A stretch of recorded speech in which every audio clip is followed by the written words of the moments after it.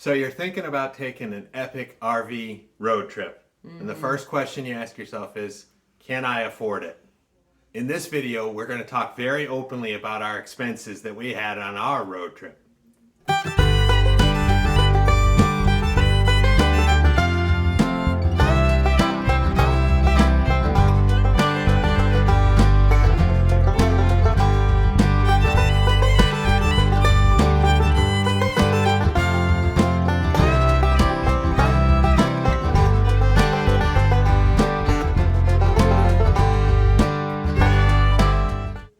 Right. So what it costs basically to take 9 people for 19 days on over 5,000 miles, including things like park entrance fees, what we paid for campgrounds, food, souvenirs, all that kind of stuff. Any kind of incidentals you might not be able to predict along the way. And we're going to go from our exact receipts and all the numbers that we spent to help you make that decision. It's a big decision. The road trip was phenomenal, Right. But absolutely, you got to think about your budget and what can you afford. And we're going to go through our numbers and give you the totals for each category and then the whole total for the whole trip.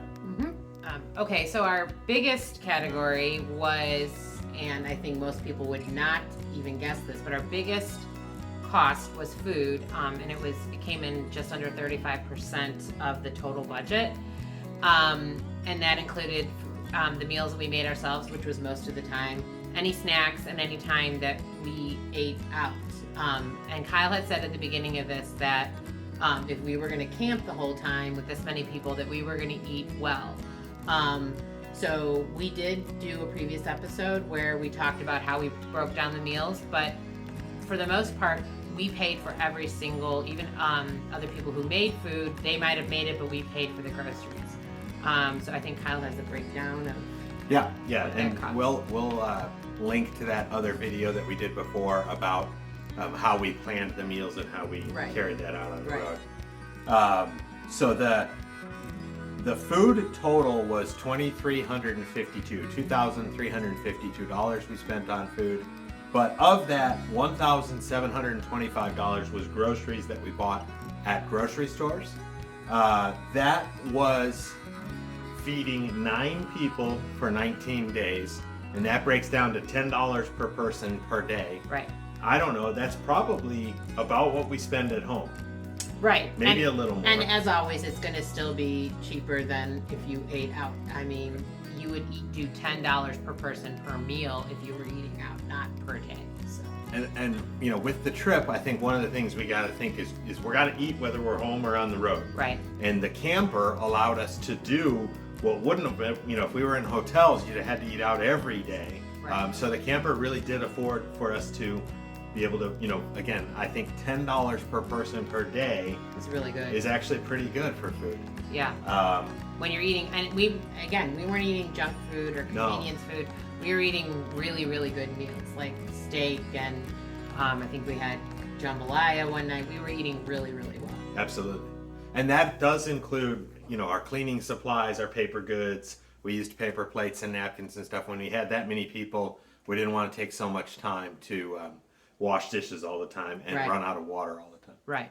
So one of the things while we were out west in the grocery stores, we definitely noticed that prices were higher. A lot higher.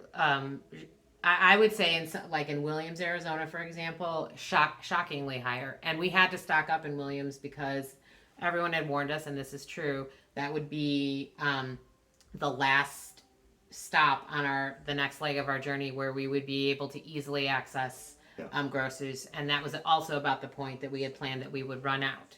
So again, when you're traveling in a camper, you don't have a lot of space. Right. So we also had to take that into consideration. But yeah, the prices, that was some serious sticker shock at the cash register for sure. I think so. And also just because you don't want to go to 5 different groceries. Like at home, you'll shop at maybe a cheaper grocery store for Right. one, you know, for your groceries, and you get your fruits and vegetables Right. somewhere else. Yeah. And Hot you know, tip, there's no Aldi's.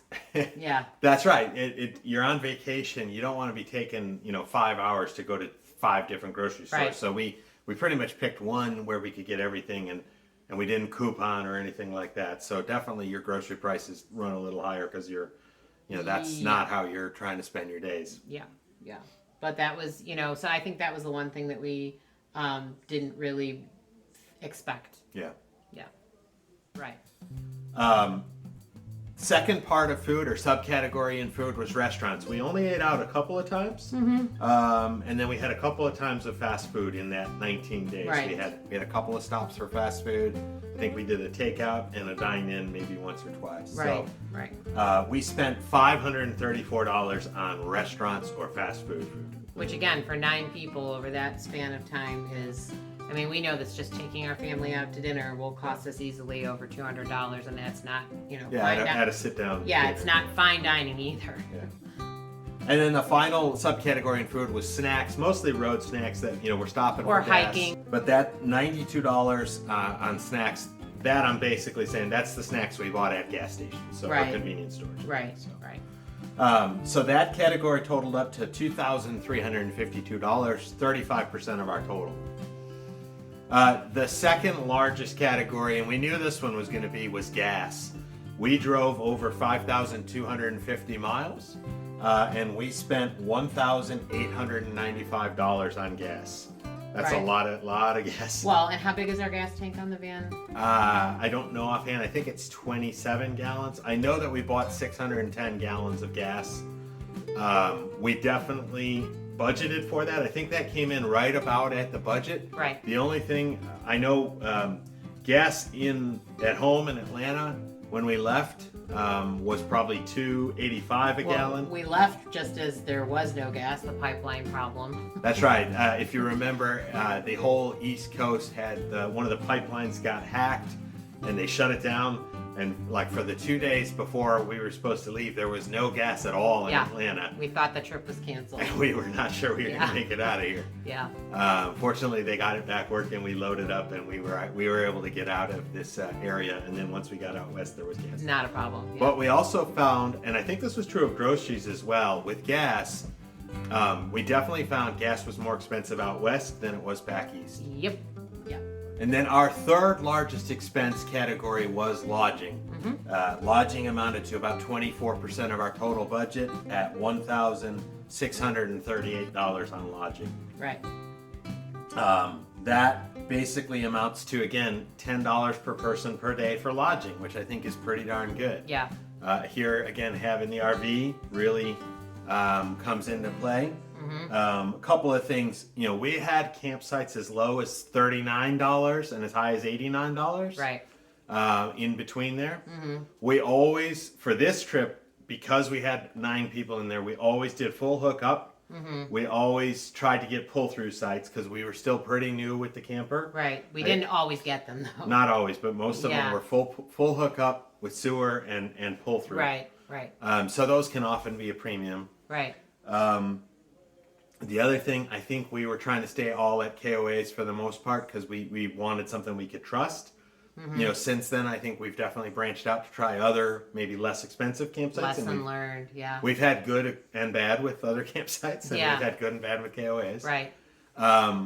The other thing, campsites will hit you with these extra charges for extra people, extra kids, extra adults. Just ridiculous. Yeah, and we've heard other RVers say this. It's not right. It's just it doesn't amount to anything more for them. They're not really putting out any extra costs at all, not even water. So it just we definitely since then have watched out for that more. Right, and extra charges for dogs. And at this point, we didn't take our dogs with us on this, but if we had, that would have also been a consideration.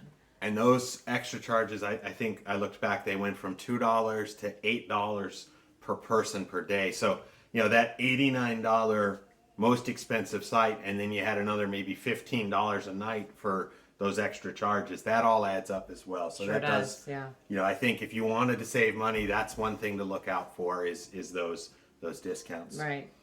We did use we bought the KOA discount card. Yes. And we also had the Good Sam, so we did get discounts on our lodging. Right.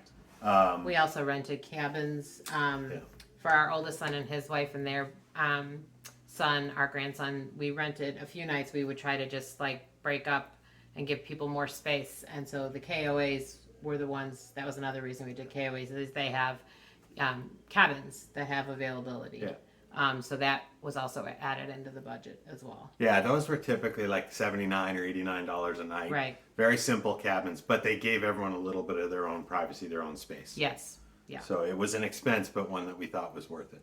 The next big category is kind of a miscellaneous or an other. We had $449 of expenses. Some of this, I don't know that it's really even trip related. There were some things that broke. We use a Berkey water filter, and it cracked in transit, and we had to get, the filter's cracked. The filter's cracked, so we had to go on Amazon and ship a couple of filters ahead to our next campsite. Yeah. So that was a big expense.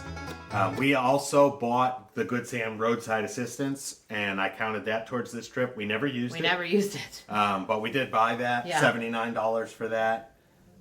We bought Reflectix out there in Moab, which Yes. is the Reflectix you put on your windows to try to push some of that heat back out of Yeah. the camper out there. Yeah.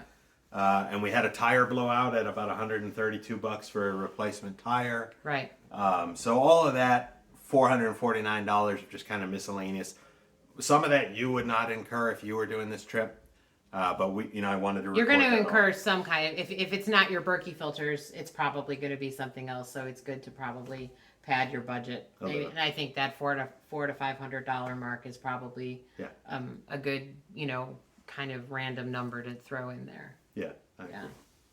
agree. Souvenirs, we bought, we were going to the national parks and we wanted to definitely have some souvenirs and things to take home with us. We spent $313 on souvenirs. Right. Whether that's stickers or shirts or Well, I think coffee there's mugs, there's a whatever. hot tip, and we've learned this over the years, not just doing camping or just anytime we travel.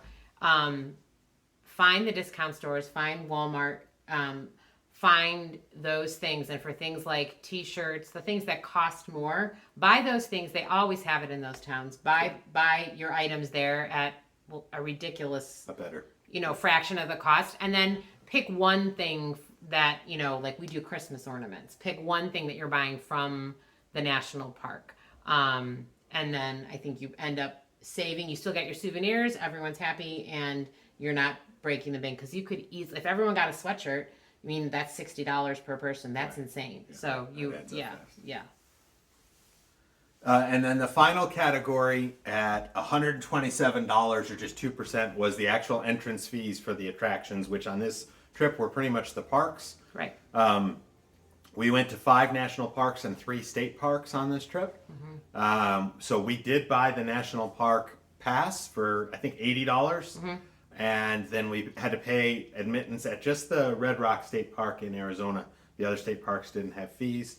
Right. And truthfully, I think of the 5 state parks, we only used the pass at 1, I believe, maybe 2. Right, yeah. The others, either we went early in the morning before they were checking passes, or we went late at night after they were done. Yeah. So we didn't use the pass at every park. It's nice to have. I think it's a good thing to have. Yeah. And we've gone to other parks since then. And I think it, that it supports the parks. Yeah. And we want that. We want to support our national parks. So, just on the idea of saving money on this, our grand total for this trip was $6,776 for a 19-day road trip for 9 people. Mm-hmm. I look at that and I think we went to Disney World with 9 people for a week. 6 days, maybe. Yeah. Spent a good deal more than that. We went to Ireland for 10 days with 9 people and spent more than that. So I just look at it as, we went a whole 19 days for just $6,700, and the biggest category was the food, which we would have to eat anyway. Right. Right. So I think in our mind, don't let money be the thing that keeps you from it. Obviously we're not counting the cost of the RV here because we had the RV and we use it for other trips besides this trip. We're really just talking about if you want to take a 2-week or a 3-week road trip in your RV, what kind of expenses might you be able to expect and plan for? Right. And that's what this video is about. Yeah. Other thoughts on saving money? Definitely, I think buying groceries and cooking your own food saved us a ton of money versus eating out. Yeah. I would definitely say on campgrounds, we will look in the future for campgrounds that don't charge extra per person. Mm-hmm. And we will we will look at campgrounds that if they don't have full hookups, if they have a dump site, that's okay. We've done more of that. And then those campsites, typically state parks or COE, are in the, 35 a night kind of range instead of 89 a night. Right.